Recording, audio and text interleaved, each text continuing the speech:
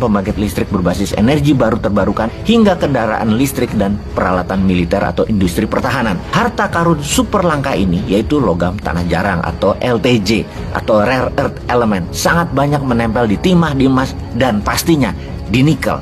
Gua kencengin ya, pastinya di nikel. Komoditas ini dinamai logam tanah jarang karena didasarkan pada asumsi yang menyatakan bahwa keberadaan logam tanah jarang ini tidak banyak dijumpai. Namun pada kenyataannya, logam tanah jarang ini melimpah di tanah air Indonesia, melebihi unsur lain dalam kerak bumi. Yang bersyukurnya adalah pejabat Indonesia itu tidak peduli akan hal ini. Siapa yang bersyukur? Ya Tiongkok, siapa lagi?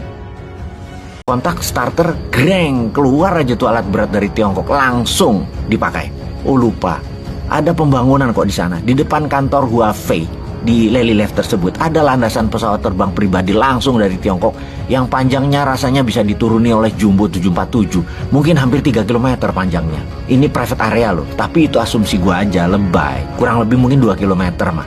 Pesawat Bombardier atau Gulfstream mah bisa landing dan take off. Oh iya, mau nanya, pajak dari beginian ada di APBN itu di kolom mana ya? Biar rakyat tahu negara dapat berapa dari sisi pajak. Capek rakyat diperes-peres pajak terus, sementara yang gede-gede beginian dapat nggak tuh negara? Duh, keingetan aja. Kalau perusahaan tadi milik rakyat atau pengusaha Indonesia, pasti harta kekayaannya buat membangun tanah air ya. Oh tetapi lupa lagi bosman ini, kan didoktrin orang Indonesia tuh nggak punya duit, nggak punya modal. Jadi kalau membangun harus pakai hutang, dan nggak bakal nambang nikel itu pengusaha Indonesia. Lah hutang kok berani, printing money kok nggak berani sih bos? Kan ada underlying proyeknya, ya nikel pig iron itu dan tambang nikel. Bagaimana sih mikirnya? Ya print aja, kasih pengusaha lokal. Kalau asing yang punya proyek duitnya, kalau dikatakan 1 tahun Indonesia menjual 300 triliun rupiah dari berbagai wilayah, bukan dari wilayah Halmahera aja, termasuk dari Sulawesi dan lain sebagainya, itu uangnya Tiongkok, bukan uangnya si Wakidi, bukan uangnya si Paijo, bukan uangnya Daeng, bukan uangnya Buyung, uangnya Tiongkok, paham ya? Karena semuanya Tiongkok. Gak bangga harusnya pejabatnya,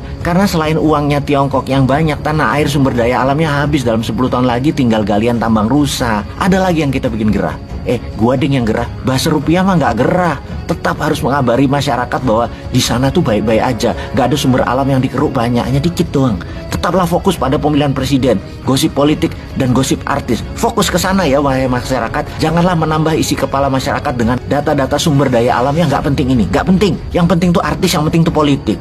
Oh, apa yang buat gua gerah? Karena yang dibayar hanya NPI nickel pig iron. Mineral ikutannya kagak dibayar. Bukti, mengutip buku Potensi Logam Tanah Jarang di Indonesia, logam tanah jarang merupakan salah satu mineral strategis yang termasuk critical mineral yang terdiri dari 17 unsur. Kita sebut sebagian aja seperti scandium atau Sc, lanthanum atau La, cerium atau Ce, kemudian neodymium, Nd, dan lain sebagainya.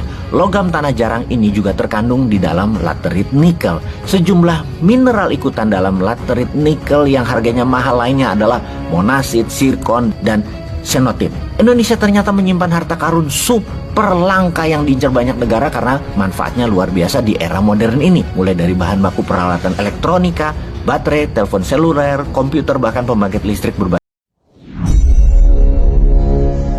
2 minggu yang lalu kebetulan menyempatkan datang ke sebuah wilayah di Maluku Utara, tepatnya di Pulau Halmahera. Melihat banyak perubahan di sana, di mana terakhir kali ke sana mungkin lebih dari 10 tahun yang lalu. Saya cukup surprise. Sekarang, ketika ke wilayah Lelylef, mendadak wilayah tersebut menjadi kota tambang dan pemrosesan nikel yang luar biasa sibuknya. Dengan wajah manusianya, semuanya beda dengan manusia lokal yang saya lihat 10 tahun yang lalu di wilayah yang sama. Ada banyak perusahaan dan mata saya fokus ke satu saja. Daripada fokus ke 4 perusahaan Tiongkok bikin sakit hati, mending atu aja, Tingsan Holding. Dalam 1 tahun diperkirakan lebih dari 800.000 ton nikel keluar dari pelabuhan pribadi milik perusahaan Tiongkok, Tingsan Holding. Isi kepala seorang bosman yang bodoh ini langsung menghitung, kalau harga nikel 1 ton $23.000, bulan Maret kemarin bahkan sampai $50.000 per tonnya. Wis, kita asumsi $23.000 saja per ton. Tingsan itu mengirim NPI atau nickel pig iron dengan kadar 12% nikel. Maka rumus sederhananya adalah 800.000 ton dikalikan $23.000 dikalikan 12% atau sekitar 34 triliun rupiah. Sebuah angka yang dahsyat ya. Setiap tahun 4 atau 5 perusahaan tambang nikel di sana menghasilkan berapa tepatnya nggak tahu juga. Tapi angka 34 triliun sampai 50 triliun ada mungkin. Dan mungkin lebih penjualan nikelnya. Yang miris, dalam 3 tahun terakhir kirain di sana dengan uang beredar 50 triliunan setahun membuat rakyat di wilayah tambang sana jadi makmur. Misalnya ada rumah sakit besar, ada mall, ada pembangunan perumahan yang dahsyat banyaknya.